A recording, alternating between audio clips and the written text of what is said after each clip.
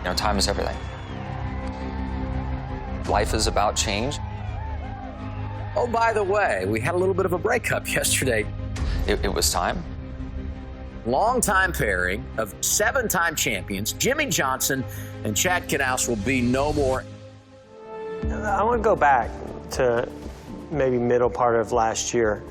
I mean, you were kind of faced with some things that you probably hadn't been faced with before. It's been pretty well documented, some of the battles with you and Chad, but you guys always would find a way to get to a victory, and that didn't happen. You went a season without a win. How does Jimmie Johnson deal with those kinds of things, knowing that kind of pressure is on you? Without a doubt, it was tough. I've never worked so hard and then got so little in return. And I think Chad kind of feels the same way, and ultimately that's kind of why we went different directions. It's a long story that we're just going to get an argument over, so the car's fine.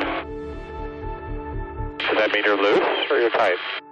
But it was hard. It was really hard, and there's no guarantees that it's going to change. I love to race, I love to compete, and I believe in my work ethic, I believe in my abilities in a car, I believe in my desire to compete, that I just had a bad year. You know, it happens. So I'm very optimistic for this year.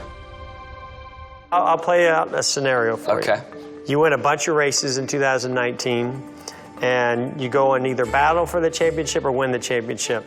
How many more years left does Jimmie Johnson have? I think that puts more on it. I mean, if you're winning, why do you want to stop? So then you go and you have a year like you had in 2018, in 19. Yeah. How many more years does Jimmie Johnson have left? You don't want to go out like that.